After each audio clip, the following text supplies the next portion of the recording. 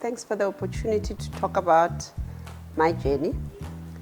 I was born and bred in Soweto Township in Johannesburg. I went through school there and graduated at Wits University with a BSc degree. And obviously with that, I think lack of career guidance, I did a degree that was not necessarily something that I really liked. But luckily for me, I did not get a job that had to do with what I studied. And coincidentally then, I got a job as a market researcher in the IT space. And that's how I got a break into the IT space. One of the first projects that we were doing during the hype of Black economic empowerment was for me to research who IT entrepreneurs and professionals are, the dynamics of the sector, what government is spending on IT, and how Black people are benefiting from that spend. So that's how I got familiar with the dynamics, the trends, and what is happening in the IT space. From there, I then started working as a sector skills planner for MICT SETA. That's how I got introduced into the skills space. I started to understand what skills development is, how training provides opportunities for young people, especially through funded learning. And through that, I became familiar and networked in that space, then moved to an IT training company, became a business development director there, moved to sales and marketing director there. And when the company was sold, in 2012, I took garden leave for a few years, came back and joined BCX at the time to lead Netcampus. I joined Netcampus as a consultant for about 7 months, but with Telkom buying BCX, I got an opportunity to do a management buyout in 2017. That's how we got to own, manage Netcampus. I'm currently the CEO and a shareholder in Netcampus. And that's how I have been in this industry. I've spent more than 20 years in the space. I've gone through a lot of paths. I've met a lot of people, a lot of titans of the industry, people who've moved, who've shaken and shaped the sector. And, I've watched trends. I've seen eras come and go. The 2K, 2000 era came and went. And, people are still there. People are still growing in the sector. We've seen many professionals coming in, and the color of IT is changing a bit, as well as the gender. For me as a woman, I've seen women come through the ranks. They are growing, they are shaping the space, they're owning companies, they're bold, and they make a difference. So that's basically, how I've grown in the sector. I do want to say to you, students and beneficiaries, that this project will not be possible if we don't collaborate.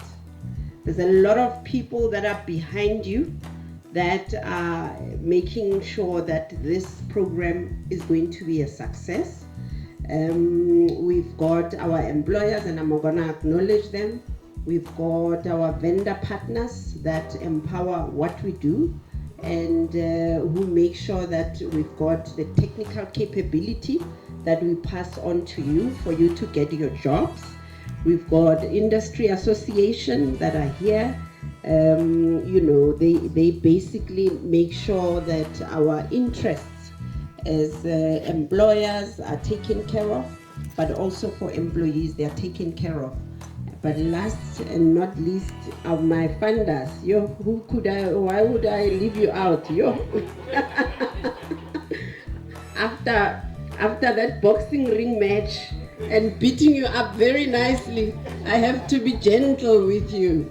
And I really, really want to thank you. I think so far we've had a good journey. You arrive on time, you pitch, you study, you write your exam, you pass. You call for an interview, you go. You wear nicely, you talk nicely, you smell nice, you get employed. Simple, right? You get off the street, you get a salary, you contribute back to the UIF. Siyazwana ngithi? Is that the commitment?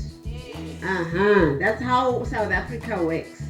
We contribute and we lift others back into the economy, right? That's what we do. You know, there's 6 million people that are jobless. I'm told 70% of youth in this country is unemployed. Yeah, look, I think it's important to change our mindset, you know. All of us as a society. Government, absolutely. You know, the fact that they also still in a paper, I don't know, they still use a lot of paper reporting with so many documents. Those documents must still be scanned. A lot of it are not scanned, they're sitting in boxes. We're losing an opportunity to see what the data and the intelligence in that data says, you know, and based on that, adequate interventions can be made to better the society. So we have to be bold. We have to embrace new technologies, and by doing so, we must do things that have never been done before. I feel sometimes that there is a fear and there's a paralysis around what is it that can be done. It has never been done, so am I going to be the first one to do it? But definitely we should, you know. This is a way of life. It's so unfortunate that in the next few years, people are going to be losing jobs. As you know, we will be getting driverless buses, we're getting driverless trains. The cars that we have these days, you know, electric cars. We've got 3D manufacturing, which means those will be replacing people that are working at the plants and manufacturing sites. You know, you've got robots, you've got drones, you've got this and that. All of that is a threat to jobs. And we really, really honestly don't have a lot of time. Things come through, new technologies come through on a day-to-day basis. And I just wish we can be bolder. And that starts also with young people when they are at school. We have to change the mindset of what we're teaching them, what we are cultivating in their minds. They need to embrace technology. They need to understand and code at a very young age. We see that a lot in private sector and private schools, but I don't think it's enough, and certainly in rural areas it's not even happening. It's a very blessed day, I suppose. Where do I start really? I think it's very pertinent to start with where Tebogo and I come from. I've always worked. I met Tebogo when she was training me at my first job. And this is before I went to varsity. So I was about 17, where I was taught to use a photocopy machine and use Excel and all of that. And I think it was the December holiday before going off to UCT. And one of the last things that Tebogo said is, yeah, you must go get your degree, you've scalo jola mol.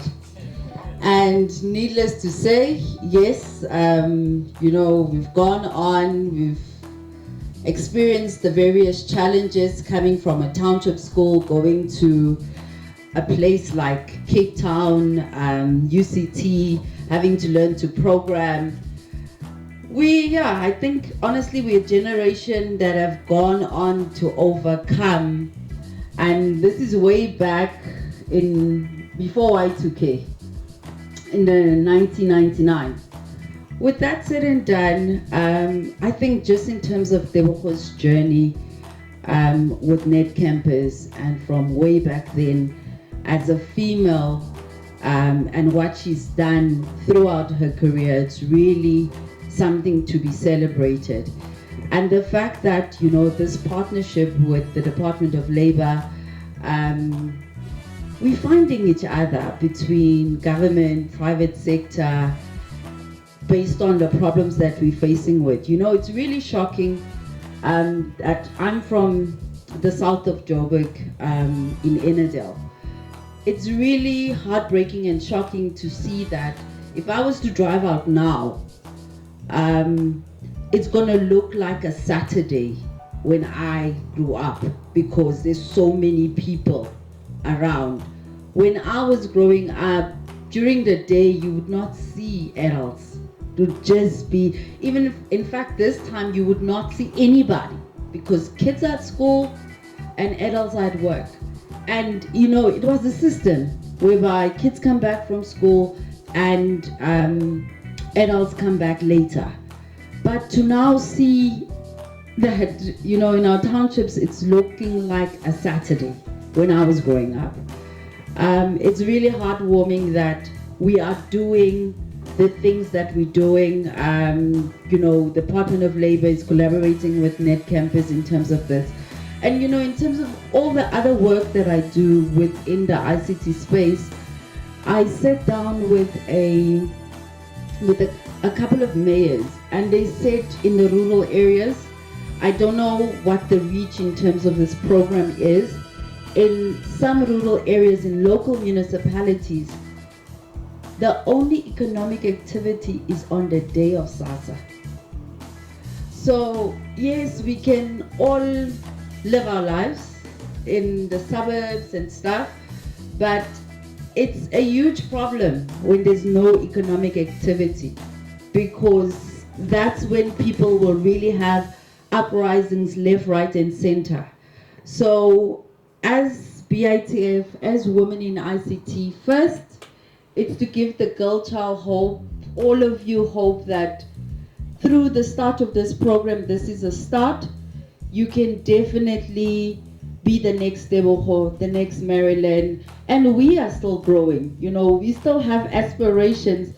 Netcampus still needs to have an office in Dubai, or someone has to have an office in Dubai, because really we're within the global space. And all I can really say to young people out there, especially females, is that we need so many of you. It's not just about what pop culture teaches us, that you need to slay. Yes, slay, and also take care of business, in a very good way, and build our societies and build the next generation. With that said and done, Tebogo, well done. It's exciting, and you see, if Tebogo wasn't good to me, to her point earlier, if she wasn't good to me, I would not be standing here. If I wasn't good to her, we would not be standing. So honestly, you are building a network, and it's true. The fact that I am here, and she also supports me with my various initiatives, is testimony to the fact that your interview, your relationship starts with the next person next to you, and always do things with good intent. Thank you.